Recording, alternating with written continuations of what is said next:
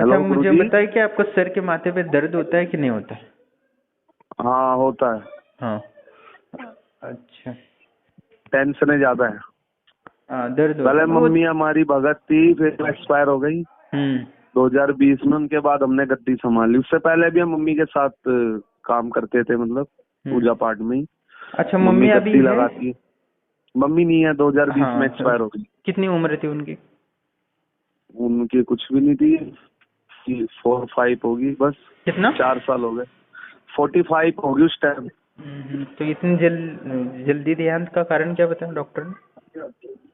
अरे तो आया था ना, मम्मी के शुगर था, तो शुगर बहुत हो गया जल्दी से कहते हैं। अच्छा, क्या वही तो परेशानी? गुरुजी, हम थोड़ा समाधान भी चाहते हैं। मैं दुनिया का भला करता हूँ यहाँ पर मेरा कुछ ठीक नहीं हो रहा। अभी मेरा एक्सीडेंट हुआ है बहुत खतरनाक, मुंबई हाईवे पे। अभी मरते मरते बच्चा हूँ मैं। नहीं, तांत्रिक प्रभाव दिख रहा है आप पर।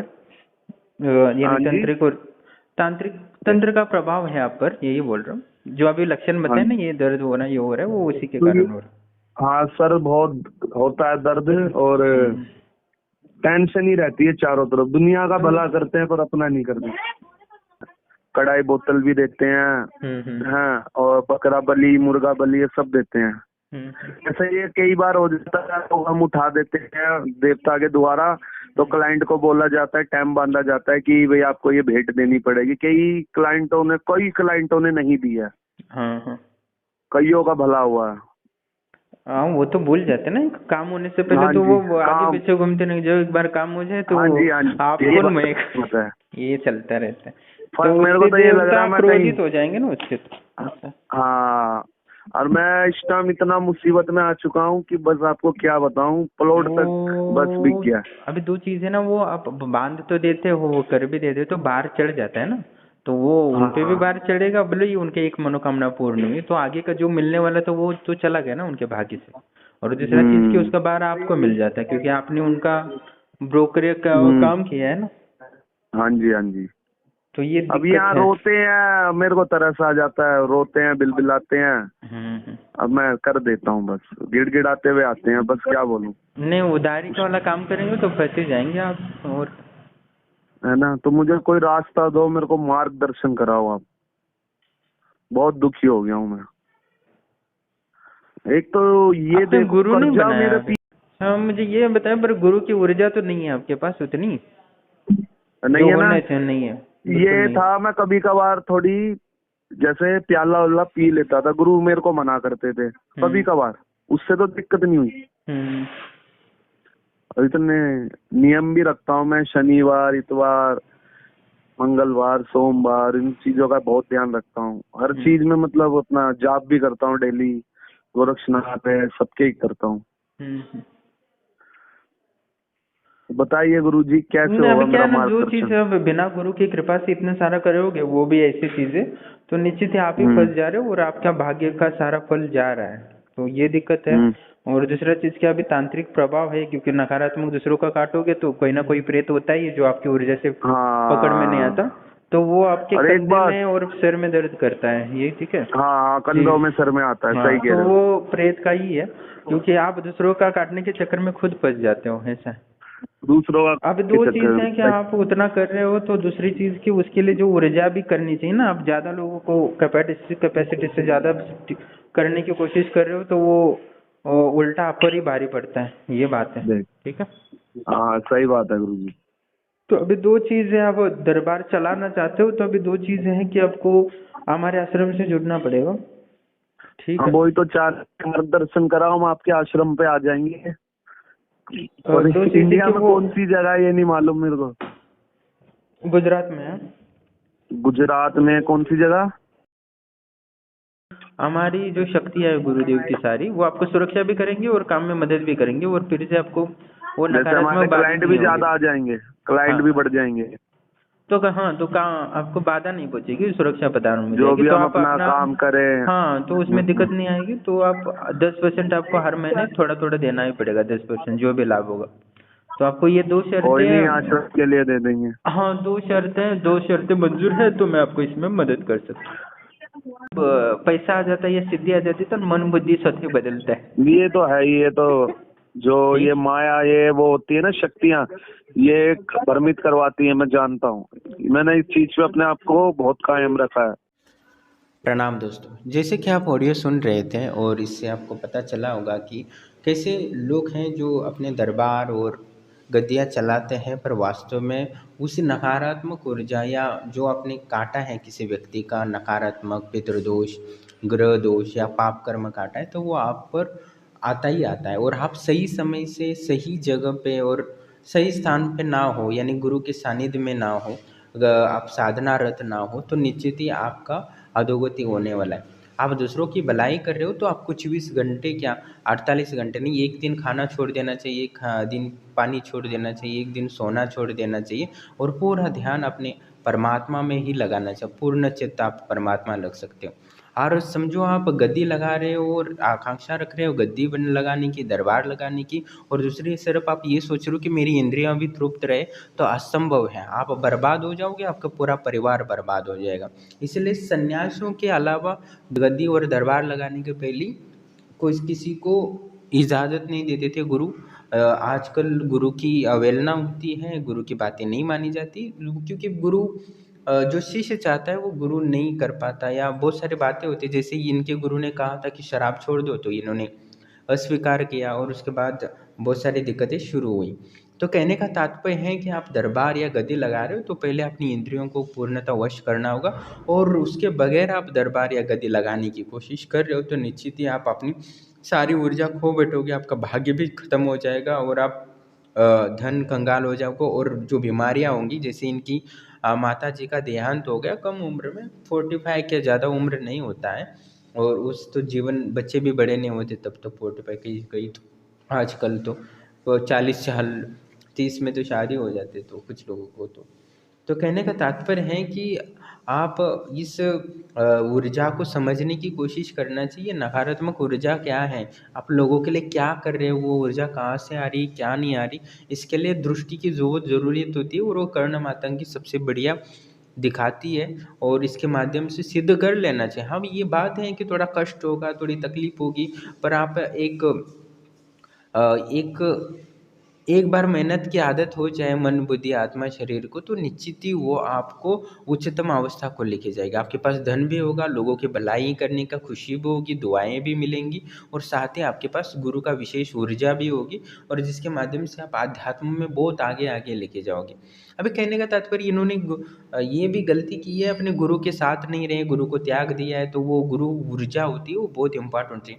गुरु एक पावर हाउस होता है जो शिशु को ऊर्जा प्रदान करता रहता है। जैसे मैंने बहुत सारे त्रिकालदर्शी बनाया था, तो उनको बोला था दरबार अच्छे से चलाओ, तो उन्होंने क्या किया कि उनको लालच आया कि अभी क्या गुरु परंपरा होती है, गुरु के सानिध्य में रहते जो कमाई होती है वो 10% देना होता है। जैसे कि उन्होंने जो सिद्धियाँ मेरे से प्राप्त की हैं उसके बदले में उनको 10% तो देना ही पड़ेगा, ऐसा उन्होंने सोचा। इसलिए उन्होंने यानी मन में लालच होता है ना कि इतना मैं कमा रहा हूँ 1 लाख महीने का, तो 10,000 मैं गुरु को क्यों दूँ, तो ये मेरा पैसा है, मेरी मेहनत है, तो ये सोचता है। तो उसके बाद जब वो गुरु से त्याग देता है, तो गुरु से जो ऊर्जा आ रही थी, जो थर्ड आई के लिए ऊर्जा आ रही थी, उसकी षटकर्म की सिद्धि के लिए ऊर्जा आ रही थी, लोगों के मनोकामना पूर्ति के लिए ऊर्जा आ रही थी, वो सारा कुछ रुक जाता है। और उसके बाद जो साधक का पुण्य होता है वो नष्ट होना शुरू हो जाता है, क्योंकि पहले तो गुरु के पुण्य से चल रहा था, क्योंकि गुरु ने सब कुछ त्याग दिया था ना, अपने परिवार को त्याग दिया, अपनी वासनाओं को त्याग दिया, अपनी शरीर की इच्छाओं को त्याग दिया।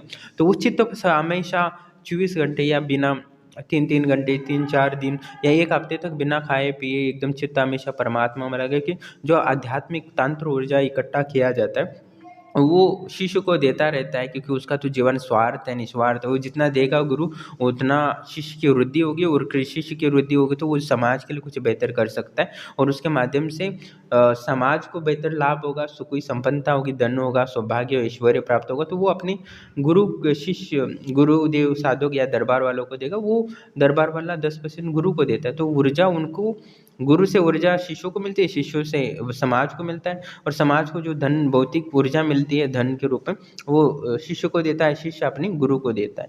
तो कहने का तात्पर्य सभी को संपन्नता मिलती है, पर लोग जो लालच होते हैं, अहंकार होता है, तो वो इकट्ठा काम करके समाज को अच्छा बनाने की कोशिश करनी चाहिए, वो नहीं कर पाते, वो अपना स्वार्थ देखते रहते हैं।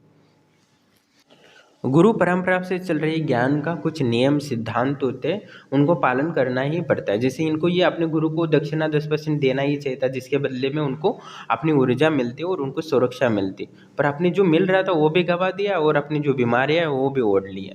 तो कहने का तात्पर्य बहुत सारी चीज़ें हैं जो गुरु परंपरा से नियमित चल रहे होते, उनका पालन करना चाहिए। आप भले ठीक है आप सन्यासी नहीं हो, गृहस्थ हो, तो आपको उस नियमों का पालन करेंगे तो अपनी गद्दी भी, दरबार और सब अच्छे से चलेगा, लोगों की भलाई भी होगी और समाज के लिए एक अच्छा स्थान बनेगा। क्योंकि हमें ऊर्जा के केंद्र बहुत होने ज़रूरी है और समाज में बहुत कमी है।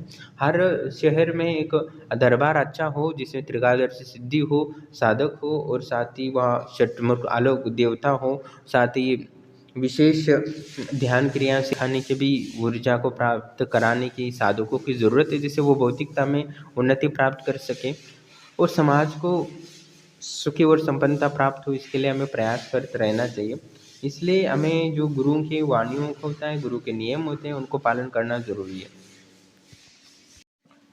आपको मैं ये बता दूं, जो ग्रस्त तांत्रिक है वो पूरा कुल के सहित बर्बाद होते ही हैं। आजकल इसने मैं कॉल आते हैं मुझे तांत्रिकों की कि उसने इतने परेशान है, जितने वो लोगों के दुख दूर नहीं किए होंगे उतने कई ज़्यादा हज़ार गुना दुखी तो स्वयं तांत्रिक होता है। क्योंकि घर परिवार का सब बर्बाद हुआ होता है, क्योंकि जो उन्होंने वो प्रेत काटे, वो प्रेत उस पर हावी हो जाते, उसके दिमाग में कचरा जैसे बने रहते हैं संस्कार रूप में, और उसको वासना की ओर प्रेरित करते हैं और वो उसमें दस्ता रहता है। और वो तांत्रिक होता है तो बस उसको अहंकार भी आया होता है, तो उसके बाद उसको कुछ ना कुछ क्रिया किए होते हैं, तो कहीं ना कहीं ऐसी स्त्रियाँ भी मिल जाती है, धन देने वाले भी मिल जाते हैं। उसके बाद वो भोग विलास में व्यक्ता रहता है और उसके बाद वो इंद्रियों की तृप्ति में बना रहता है, और उसके बाद उसका जो ऊर्जा होती है वो नष्ट होती है। उसको लगता है कि मैं भोग रहा हूँ और वो शक्तियाँ भोगते रहती है, और उसके बाद उसका आत्मा का सारा भार चढ़ा रहता है। उसके बाद वो कितना भी साधना करे तो उससे बाहर नहीं निकल सकता। तो उसके लिए एक विशेष गुरु की ज़रूरत होती है, जो समाज में बहुत कम होते हैं। उसके बाद उनके पास एक ही रास्ता मिलता है कि मृत्यु को स्वीकार करना। बहुत सारे यक्षिणी सिद्ध साधक थे, उन्होंने आत्महत्या कर ली। आपने सुने होंगे बहुत सारे बड़े बड़े साधु संत भी जो कर्ण पिशाच नहीं कर लेते, वो भी संभाल नहीं पाते, उसके बाद वो भी आत्महत्या कर लेते। क्योंकि बहुत सारे साधक होते हैं जो सिद्धि मिलते ही गुरु को छोड़ देते हैं। अभी लगता है गुरु की क्या ज़रूरत है, पर उस सिद्धि को संभालना बहुत विशेष होती है। क्योंकि जैसे बिजली होती है, उसको प्राप्त होने के बाद आप छोड़ नहीं सकते, बाद में कनेक्ट नहीं कर सकते, वो डीए हो जाएगा। आपको मेन ट्रांसफर से हमेशा जुड़े रहना ही पड़ेगा, तभी आपकी जीवनचर्या अच्छे से चलती रहेगी। तो क्योंकि गुरु एक पावर हाउस होता है, और उससे छोड़ दोगे तो आपकी ऊर्जा सारी खत्म हो जाएगी। जैसे हमारे आश्रम से बहुत सारे त्रिकालदर्शी साधक बने थे, तो उनको लगा कि अभी क्या ब्रह्मलोक आश्रम की ज़रूरत नहीं है, तो उन्होंने डिस्कनेक्ट हो गए। उसके बाद तो अपनी मनमानी से लोगों से पैसे लिए, धन इकट्ठा किया, ये किया, और उसके बाद उनके जो पुण्य था वो क्षय हो रहा था। उनको ये नहीं दिख रहा था कि उनका पुण्य क्षय हुआ है। उसके बाद जैसे जैसे उनके पुण्य क्षय होते लगे, वैसे वैसे बीमारियाँ उनके भार में, भले उनको दिख नहीं रहा हो, पर मुझे यहाँ दिखता रहता है कि वो क्या कर रहा है, कितने लोगों से ठगी की है, क्या किया है। क्योंकि झूठ बोलोगे तो उसका परिणाम आपको भुगतना पड़ेगा। और एक तो बात है कि सबसे ज़्यादा पाखंड देवी देवताओं के नाम से वो होता है, और सबकी ऊर्जा नष्ट देवी देवताओं के कारण ही होती है ज़्यादातर। भूत प्रेत तो ज़्यादा नुकसान करते नहीं है, क्योंकि देव दोष लग जाता है तांत्रिकों पर, और वो देवता बर्बादी कर देते, उसका अंग नष्ट ही कर देते ना, कोई कोई बीमारियाँ ऐसा हो ही जाता है, इसमें कोई संशय नहीं है। तो कहने का तात्पर्य है कि आप गद्दी लगा रहे हो, दरबार लगा रहे हो, तो गुरु के जो वचन होते हैं, नियम होते हैं, उसको पालन करना है। और किसी से भी सिद्धि ली है आपने, तो उसको 10% या 1% आपको दे ही सकते हो। और समझो नहीं है आपके पास, तो गुरु से बोल सकते हो, गुरुदेव मैं आपके पास पैसे नहीं दे सकता, या मैं ये नहीं सकता, वो मान जाएंगे ना। ऐसा थोड़ी ना होता है कि गुरु आपसे पैसे मांगता ही रहे तो वो गुरु भी नहीं होता ना, वो समझना होता है। गुरु को इतनी आवश्यकताएं भी नहीं होती, जो वास्तव में संसार को त्याग छुड़ाए और चित्त परमात्मा में हमेशा लगा, तो उसको पैसे की उतनी आशा नहीं होती है। हाँ ये है कि वो यज्ञ करना चाहता है, पुण्य का करना चाहता है, जिससे पुण्य का एकत्रित करके वो पुण्य अपने शिष्यों को प्रदान करना चाहता है। तो ये स्वार्थ हर गुरु में होता है कि वो ज़्यादा से ज़्यादा से पुण्य करे, अन्नदान करे। क्योंकि जब तक अन्नदान नहीं करेगा, या सन्यासियों का, या ज़्यादा से ज़्यादा लोगों को अन्न भोजन या दान पुण्य वो नहीं करेगा, तो उसका वो सवाल ही नहीं कि उसकी उन्नति हो जाए। लोगों की, समाज की सेवा करना ही सन्यासियों का धर्म होता है, इसमें कोई संशय नहीं। सिर्फ आध्यात्मिक ऊर्जा से सेवा करना ही धर्म होता है। आध्यात्मिक ऊर्जा को एकत्रित करना और समाज के लिए सेवा करते हो तो बहुत बड़ी बात होती है। और कोई गृहस्थ साधक भी गद्दी लगाता है, दरबार लगाता है और समाज की सेवा करता है तो ये बहुत बड़ी बात है, पर उसको लिए उतना आध्यात्मिक ऊर्जा होनी चाहिए। नहीं होगी तो वो खुद ही बर्बाद कर लेगा अपने आप को। जैसे कि जो बिजली की तार होती है वो 440 वोल्ट होती है, 800 की होती है, 700 की होती है, 220 की होती है, 210 की होती है, तो वायर भी उतना मजबूत होना चाहिए ना। अभी वायर एकदम कमज़ोर है और उसमें 440 का वोल्ट चल रहा है तो निश्चित ही वो वायर ही जल जाएगी। तो वैसा आप खुद ना जलो, आप खुद जलोगे तो सब खत्म हो जाएगा। आपका परिवार होता है, आपका ये होता है। तो तांत्रिकों को मैं इस तरह वीडियो नहीं डालना चाहता था, फिर भी वो डालना पड़ा। ये समाज के लिए बता दूं कि आप कुछ भी करना चाहते हो तांत्रिक वगैरह क्रिया, तो पहले अपने गुरु को साथ रखो और वो करो। नहीं तो मतलब आपको लगेगा पैसा उसमें खर्च करना पड़ेगा, खर्च तो होगा क्योंकि ये बड़ी चीज़ है, छोटी चीज़ नहीं है। नहीं तो आपकी जल जाएगी पूरा जीवन और ख़त्म हो जाएगा।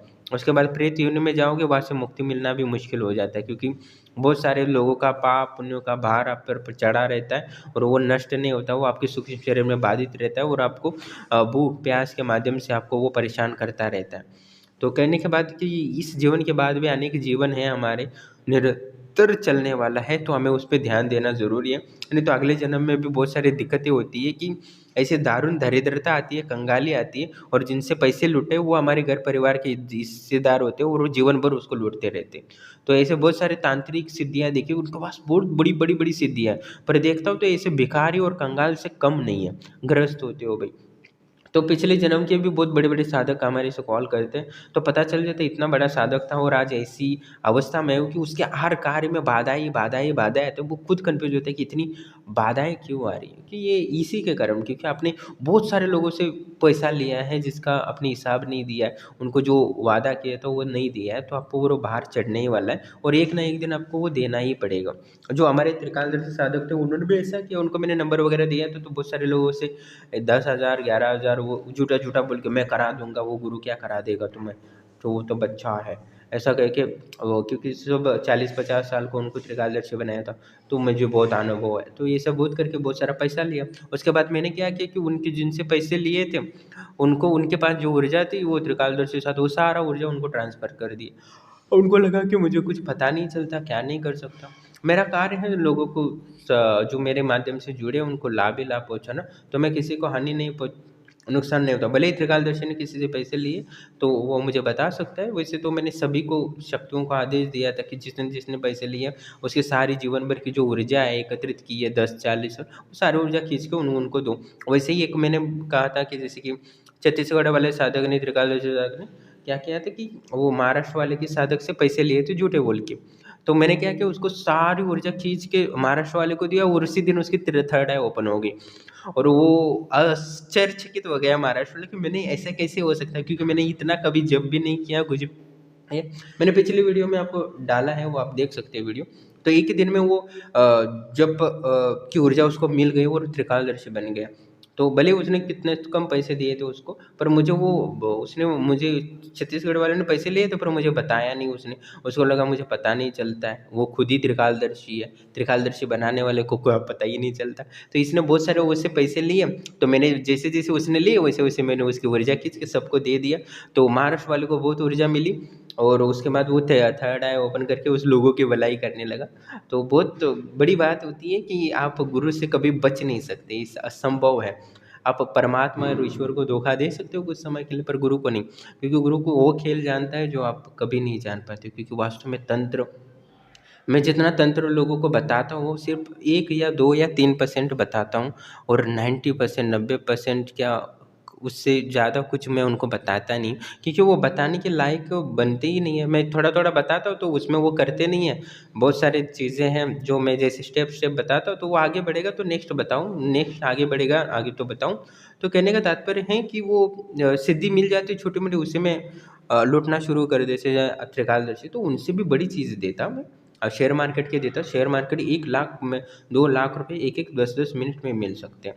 पैसे की आवश्यकता होती है तो मुझे बता देता, मैं तो मैंने लाइव वीडियो भी डाले जो शेयर मार्केट को एक कमा के कैसे कमाते हैं, कैसे डाले मैंने, वो आप देख सकते हो। तो कहने का तात्पर्य है, आप जो भी कर रहे हो अपने गुरु के सानिध्य में करना चाहिए, नहीं तो आपका जीवन बर्बाद हो जाएगा। आप जितना भोगना चाहते हो वो शक्तियों के माध्यम सिद्ध करके शक्तियाँ ही आपको भोगने लगेंगी, इसमें कोई संशय नहीं है।